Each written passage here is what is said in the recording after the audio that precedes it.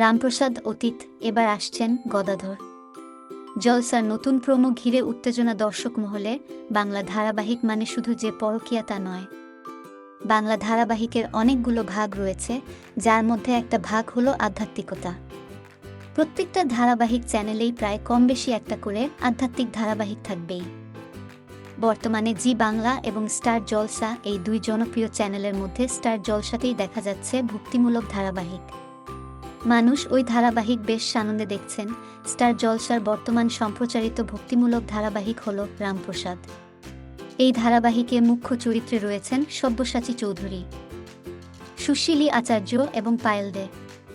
ধারাবাহিকের কাহিনী ঠিকঠাক থাকলেও টিআরপি তালিকায় ধারাবাহিককে একেবারেই দেখা যাচ্ছে না, আর তাই কানাঘুষো শোনা যাচ্ছে শেষ হতে চলেছে এই জনপ্রিয় ধারাবাহিকের পথচলা। আর এই গুঞ্জনের মাঝেই এল নতুন খবর, একটা আধ্যাত্মিক ধারাবাহিক শেষ হচ্ছে তো কি হয়েছে, আর একটা আধ্যাত্মিক ধারাবাহিক এসে উপস্থিত হচ্ছে।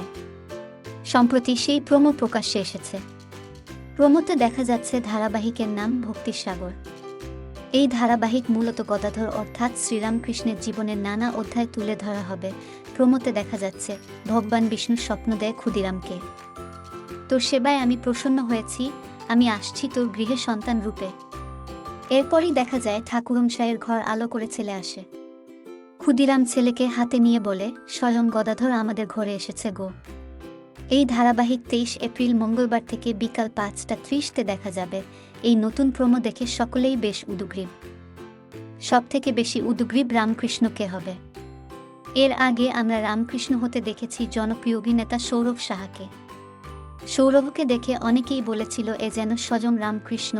মহারাজা সৌরভ গাঙ্গুলিও বলেছিলেন, জি বাংলা এত ভালো কাস্টিং করে, তার প্রশংসা করা অনিবার্য, এবার কাকে করে সেটাই দেখার। তবে সকলেই চাইছে সৌরভকে। এদিকে বাবা ক্ষুদিরামের চরিত্রে অভিনয় করছেন রিজু বিশ্বাস।